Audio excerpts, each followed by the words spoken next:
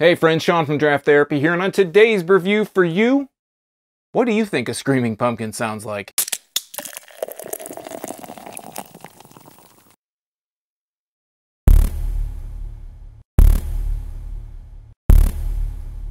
Maple Syrup Bourbon Barrel Aged Bourbon Imperial Screamin Pumpkin is a 9.5% pumpkin beer from Griffin Claw Brewing Company in Birmingham, Michigan. Now, I've had Screaming Pumpkin and I've had the Bourbon Barrel Aged BIP, but this is a new one for me, and I think it's a new one for Griffin Claw this year too. Maple Syrup Bourbon Barrel Aged Bourbon Imperial Screamin Pumpkin. That is a name that is way longer than it should be, and it makes me wonder at what point do you just start to call it something else. But anyways, we've seen a lot of maple syrup bourbon barrel aged beers in the last few years, but I think this is the first pumpkin beer that I've ever had of that persuasion. So we're going to take a look at the label, and then we're going to get it into a glass, and yeah, so let's take a look at it. First off, this canned on date is October 8th, 2020. This is November 14th. Had to look and check. So if we look at the can here across the top, this is very similar to the regular BIP.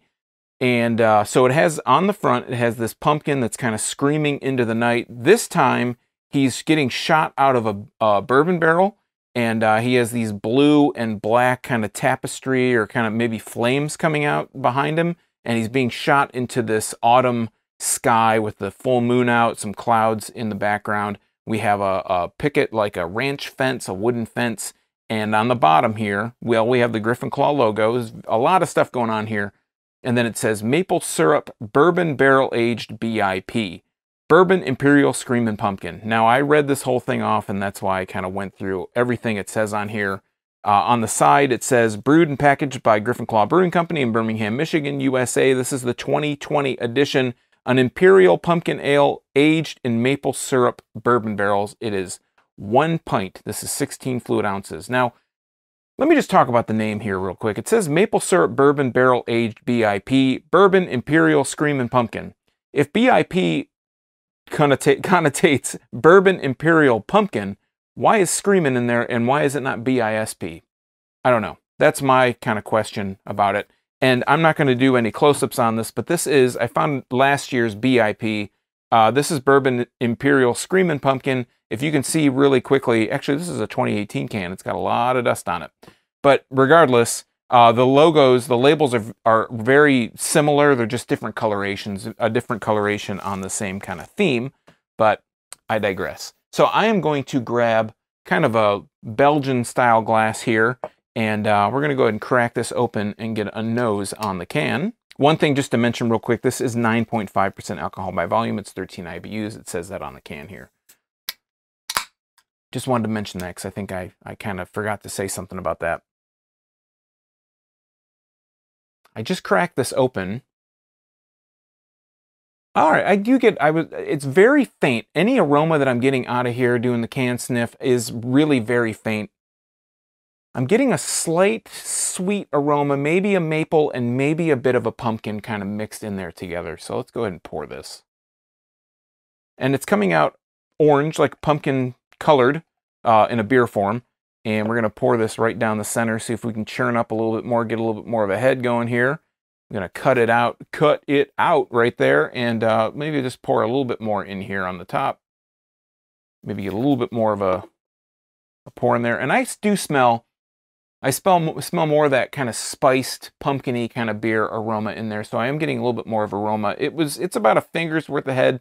It was probably more like a finger when I first poured it. The head is just a little off-white. It's really nice, dense, compact bubbles, but seems like it is fading somewhat quickly. So let's go ahead and hold it up. There's a lot of carbonation streaming up from the side. Holding up to the light, it has a little bit of a darker orange kind of coloration to it, maybe borderline brown or like an orangish copper, but it's not totally opaque, but it's not transparent. I do see a bit my shadow as my hand passes in front of between the light and the glass, and we'll go ahead and hold up the glass to get a better sniff here.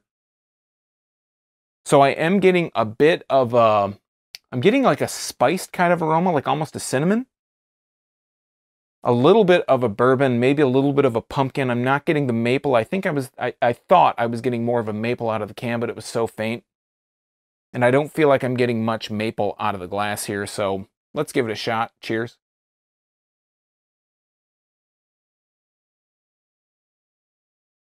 That is a big, flavorful, lots of stuff going on here, lots of thoughts. The mouthfeel, let's start with the mouthfeel. The mouthfeel is kind of medium, a little bit lighter than, it's a light medium. It's not thick, it doesn't feel thick necessarily. It feels just kind of like a refreshing, crisp, medium kind of mouthfeel. And let's talk about the taste here.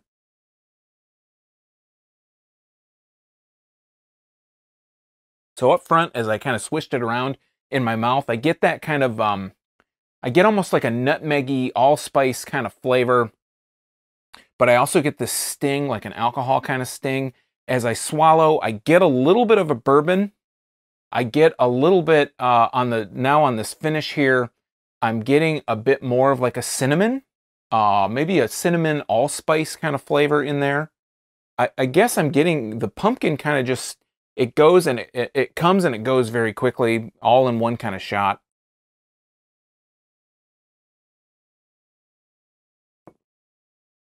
Like I said, it has this allspice, nutmeg kind of flavor in there, and maybe a bit of a pumpkin. But there's this stinging kind of alcohol flavor, and on the aftertaste, I'm getting more of the cinnamon, a little bit of an allspice, maybe a bit of a bourbon kind of flavor in there as well. And it almost, like on the aftertaste, it gets a little dry, and it almost has a flavor like an orange kind of flavor in there, which is really odd. And it's like you know, a pithy kind of bitter orange flavor. That's the kind of, I'm not getting like an orange juicy, like a, you know, blow your face off kind of orangey flavor in there, but it's like biting a dried orange, like, you know, where you're not getting a lot of juice, you're getting more like the kind of dried out, you know, the membrane and all that stuff. Yeah, it's really interesting. I just feel like I'm not getting a lot of maple out of it at all. And for it being the maple version of the BIP, the bourbon barrel aged imperial pumpkin, you know, all the stuff that it says on there, I'm just not getting much maple. I am getting a sweetness out of it, but it's like an initial sweetness, and then that fades, and then there's not really much sweetness there afterwards. And then again, I'm getting that kind of orange, and maybe that orange is kind of the pumpkin flavor, but because it's mixed with all these other flavors, like it's heavily spiced. I feel like the spice in there is just really heavy.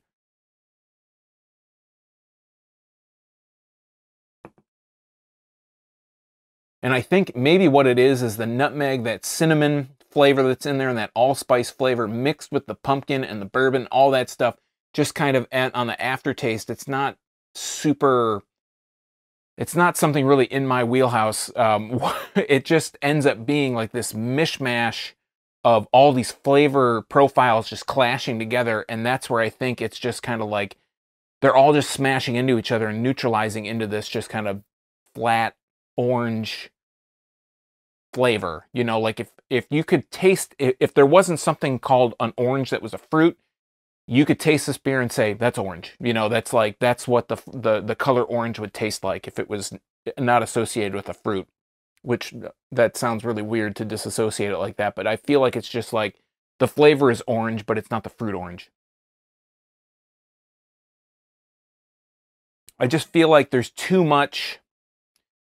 many flavors going on, and as I kind of drink it more and my tongue gets used to the kind of, my taste buds get used to that shock of all those different flavors, what I'm getting now is a lot of, again, a lot of the cinnamon, a lot of the spices, very heavily spiced, a lot of the cinnamon, a lot of the nutmeg, a lot of the allspice, and I'm getting like a bourbon kind of characteristic in there, but I'm just not getting enough maple. And I feel like what I would really like to see from this beer is to get that pumpkin flavor like I'm getting with all those spices just kind of, you know, just attacking my senses, but to get the pumpkin maybe toned down a little bit on the spice and up a lot of the maple, because I feel like when you put maple as the first thing on the can, you should get a lot of that maple flavor. And I'm getting a little bit of the maple, the sweetness, but I'm just not getting enough of it. and there's just, I think that quick swallow, that's where I'm getting a little bit more of the, you know, I'm getting the maple comes through a little bit more on the swallow, and the pumpkin kind of drops off a little bit, but you're still getting that spice. And I hate to say it, but it's almost like there's a bit of like, it's almost got like this just cough syrup kind of vibe to it without the body, like without that syrupy thickness.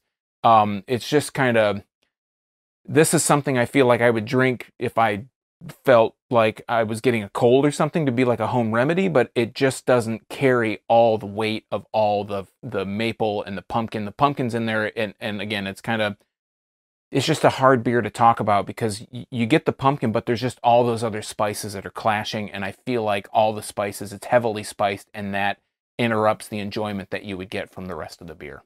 All right, friends, that has been Maple Syrup Bourbon Barrel Aged Imperial Screamin Pumpkin. Now, have you had this beer before? And if so, do you prefer it over the other varieties of Screamin Pumpkin, the BIP, and then I think there's a non-barrel aged version? Which is your favorite? Let me know in the comments down below. While you're down there, if you like beer, you might want to subscribe and click that bell, because I'm here talking about beer twice a week on Tuesdays and Thursdays. It's all for free for viewers just like you, and you might miss your newest favorite if you're not subscribed and getting those notifications. So until next time, I'm Sean from Draft Therapy. Thanks for stopping by. Remember, drink craft beer, support your local breweries, and most importantly, don't forget to treat yourself to a little draft therapy. Thanks for watching. Cheers.